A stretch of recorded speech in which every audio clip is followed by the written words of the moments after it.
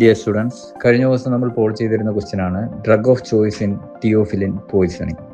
Options: cortisone, propranolol, thyroxine, phenytoin. ഇതുമായിട്ട് ബന്ധപ്പെട്ട് ആദ്യം തിയോഫിലിനെ പറ്റി അറിയണം. തിയോഫിലിൻ എന്ന് പറഞ്ഞു കഴിഞ്ഞാൽ ബ്രോങ്കിയൽ ആസ്മ, COPD പോലുള്ള കണ്ടീഷൻസിൽ കൊടുക്കുന്നതാണ്. ഇതൊരു സ്മൂത്ത് മസിൽ റിലാക്സൻ്റ് ആണ്. സോ ബ്രോങ്കോ ഡയലേഷൻ പോസിബിൾ ആക്കുകയും താൽക്കാലികമായിട്ട് പേഷ്യന്റിന് ആശ്വാസം കിട്ടുകയും ചെയ്യുന്നു. ഇതിൻ്റെ 2 ഡെറിവേറ്റീവ്സ് ആണ് ഡെറിഫിലിൻ എന്ന് പറയുന്നതും അമിനോഫിലിൻ എന്ന് പറയുന്നതും.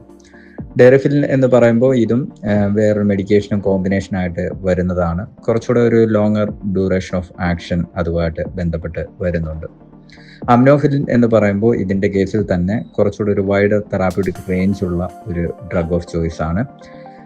അപ്പോൾ ഇതിനകത്ത് മനസ്സിലാക്കേണ്ട ഒരു കാര്യം, ഈ പറഞ്ഞ ക്ലാസ്സുകളിലെല്ലാം തന്നെ കോമൺ ആയിട്ടുള്ള സൈഡ് എഫക്റ്റ് എന്താണെന്ന് ചോദിച്ചു കഴിഞ്ഞാൽ അതുമായിട്ട് ബന്ധപ്പെട്ട് ടാക്കികാർഡിയ പോലുള്ള കാര്യങ്ങൾ വരാനുള്ള സാധ്യത നിലനിൽക്കുന്നുണ്ട്. ഈ ടാക്കികാർഡിയ വരുന്ന സമയത്ത് അതിനെ കൺട്രോൾ ചെയ്യാൻ വേണ്ടി നമ്മൾ എക്സാക്റ്റ് ആൻറ്റിഡോട്ട് ഒന്നും തന്നെ അവൈലബിൾ അല്ല. അപ്പോൾ ഇതിൻ്റെ കേസിൽ കൃത്യമായിട്ടും ഹാർട്ട് റേറ്റ് കുറയ്ക്കുക എന്നൊരു ഉദ്ദേശത്തോടു കൂടി ഒരു ബീറ്റ ബ്ലോക്കർ കൊടുക്കാറുണ്ട്, അല്ലെങ്കിൽ ഒരു ബീറ്റ ബ്ലോക്കർ കരുതി വെക്കാറുണ്ട്. ആ ഗ്രൂപ്പിൽ വരുന്ന ഡ്രഗ് നമ്മുടെ ഓപ്ഷനകത്തുള്ളത് പ്രൊപ്പൻലോൾ ആണ്. ഓക്കെ, തീർച്ചയായിട്ടും ആ ഓപ്ഷൻ ഓർത്തു വെക്കുക. സംടൈംസ് ഇത്തരത്തിലുള്ള കാര്യങ്ങൾ നിങ്ങൾ വാർഡിൽ എക്സ്പീരിയൻസ് ചെയ്യുന്ന സമയത്ത് ആ ഒരു മെഡിക്കേഷൻ ഡോക്ടേഴ്സ് എഴുതുന്നത് കാണാറുണ്ട്. ഇനി മനസ്സിലാക്കേണ്ട ഒരു കാര്യം എന്ന് വെച്ച് കഴിഞ്ഞാൽ, ഈ പണ്ട് പല വീടുകളിലും ഈ പറഞ്ഞ രാത്രി സമയങ്ങളിലാണ് എൻവയോൺമെൻറ്റൽ ടെമ്പറേച്ചർ ഏറ്റവും താഴ്ന്നു നിൽക്കുന്നത്. ആ സമയത്താണ് ബ്രോങ്കിയൽ കൺസ്ട്രിക്ഷൻ ഉണ്ടാകുന്നത്. ഈ സമയത്ത് അവർക്കൊരു ആസ്മ പോലെ ഉണ്ടാകുമ്പോൾ, അല്ലെങ്കിൽ ഡിസ്നിയ പോലെ ഉണ്ടാകുന്ന സമയത്ത് കാപ്പി അനത്തി കൊടുക്കുന്നത് നിങ്ങൾ കണ്ടിട്ടുണ്ടാവും, ബ്ലാക്ക് കോഫി അല്ലേ. അപ്പോൾ ഈ ബ്ലാക്ക് കോഫിയുടെ ചരിത്രം എന്താണെന്ന് ചോദിച്ചു കഴിഞ്ഞാൽ, ഈ theophylline group of drugs prepare ചെയ്യപ്പെടുന്ന സാന്തീൻ ഗ്രൂപ്പ് ഓഫ് കെമിക്കൽസിൽ നിന്നാണ്. ബ്ലാക്ക് കോഫി, അതേപോലെ തന്നെ ബ്ലാക്ക് ചോക്ലേറ്റ് എന്ന് പറയുന്ന ഈ ഘടകങ്ങളിൽ ഈ പറഞ്ഞ സാന്തീൻ്റെ അവൈലബിലിറ്റി ഉണ്ട്. തീർച്ചയായിട്ടും ഒരു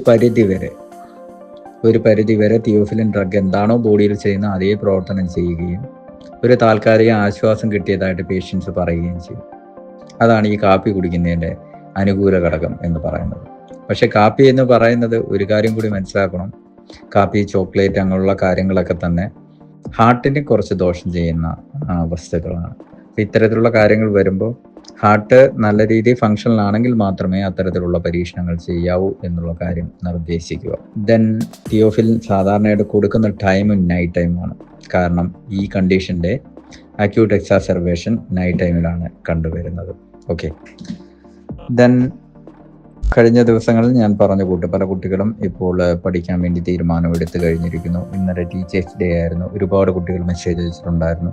അതിൽ നിരവധി ആൾക്കാർ പറഞ്ഞ കാര്യം, അവർക്ക് ഒരു മോട്ടിവേഷൻ, വീണ്ടും തുടർന്ന് പഠിക്കാൻ വേണ്ടിയുള്ള ഒരു മോട്ടിവേഷൻ കിട്ടിക്കൊണ്ടിരിക്കുകയാണ്.